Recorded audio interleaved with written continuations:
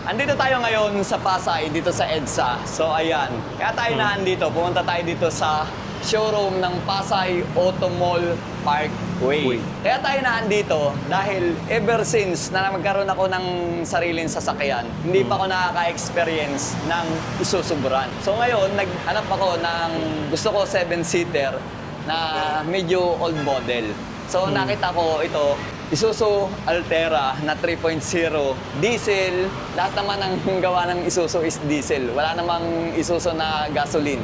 Kaya ang Isuzu ay walang kotse. Pag sinabing Isuzu, isa sa pinakamatibay yan. Baka nga pinakamatibay hindi isa. Pinakamatibay na brand pagdating sa makina. Expert sila pagdating sa diesel.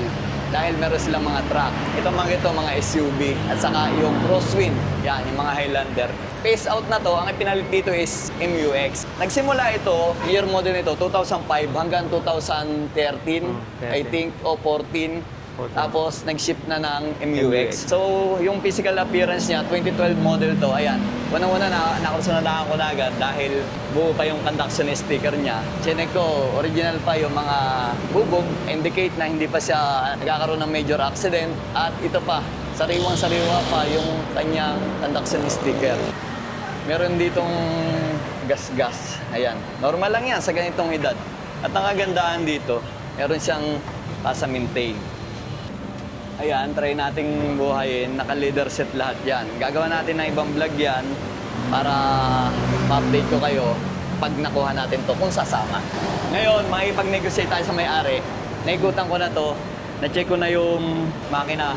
Okay naman. So, makipag-negotiate tayo dito kay Sir Rapi. Ito si Sir Rapi, buy and sell. So, ito yung unit ni Sir Rapi. Nakita ko to sa marketplace na. Mas preferred ako sa 7-seater. So, nakita ko si Sir Rapi, naka-post 435,000. Siyempre, pag ganitong itsura na old model at sariwa, ang hirap talagang tawadan na hindi mo pwedeng baratin. 435,000, ang tawad ko sa'yo is 380. Nako, hindi kakayanin, sir. Kasi, sir, rare ka kasi makakahanap ng ganitong unit na legit yung Odo, saka Ang Odo ganitong nga pala niya ka-fresh. 70,000. 70,000. Tapos, first owner mo nabili. Nabili ko sa may-ari ng taga Nescafe. Talagang first owner, legit na first owner siya. Saka brand new binili sa Isuzu Gensan Cars. Saka well-maintained siya. 380. 410 lang tayo, boss. Magsalubong tayo para mas maganda. Magkano? 410 para pares naman tayo.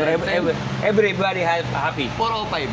Hindi kaya, boss. Parehistro. 410 talaga, boss eh. Kasi actually, ito, rare ka lang makahanap ng ganito. Bagay. Oo. Nakita ko naman. Oo. Kahit na Yung- papakita natin, pag nakuha natin, papakita natin to sa mga susunod na vlog.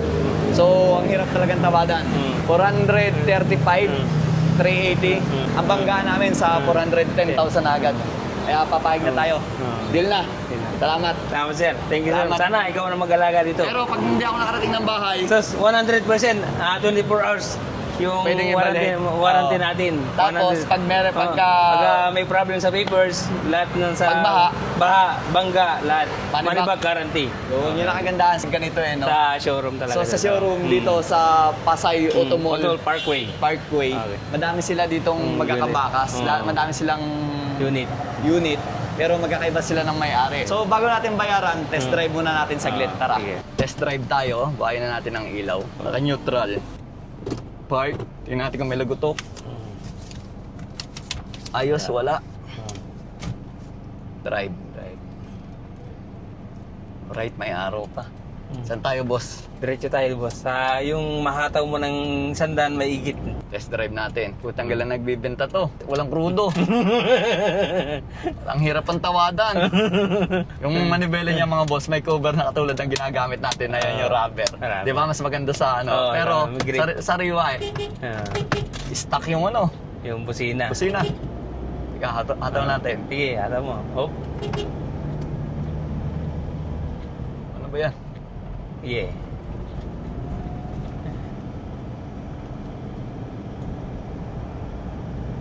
Pipreno ko lang saglit ha. Sige. Yun. Ayos naman. Walang kabig. Gusto mo malubak mamaya dito tayo sa kanan. O, dyan, lilipat tayo. Pero sa- pwede na tayo umikot. Okay na. Okay na ako. Dito tayo. Kanan Yan. na. Kanan tayo dyan. Yan. So, mga boss, sinasabi ko na ngayon ako nakapag-drive ng Isuzu. Saka first time kong magkakaroon. Ito, lubak-lubak. Yan, Tingnan natin lubak-lubak ha. tayo. Aw, Ah.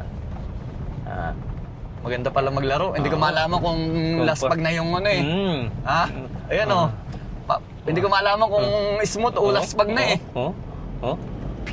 Ayan, lubak. Ah. Ah. Oh. Sumusunod talaga siya. Dahil cruiser siya. Urban cruiser. Urban cruiser. Na Kumbaga, top of the line. mahaba yung body Long niya. base. Oo, kaya Long base gumaganon-ganon. Mas gusto ko kaysa Innova to. Innova. Mas malambot siya kaysa sa Innova. Kasi naka-long base. So ayan, after nating ma-test drive at wala naman tayo nararamdaman, para sa akin sariwa to, kukuha natin. So sa part na tayo ng bayaran, i-turn over na sa atin ang susi. Bali, dalawa. Isa yung ginagamit at isa pang hindi gamit. Tapos may manual pa. ORCR, legit from first owner. Yan, maliit pa. 2012. So ito, 2011 model, pero acquired na siya ng 2012. Kumbaga, pag susumay mo, 2012 model na siya. So ito sir, pakibilang na lang yung pera. 410,000. Alright?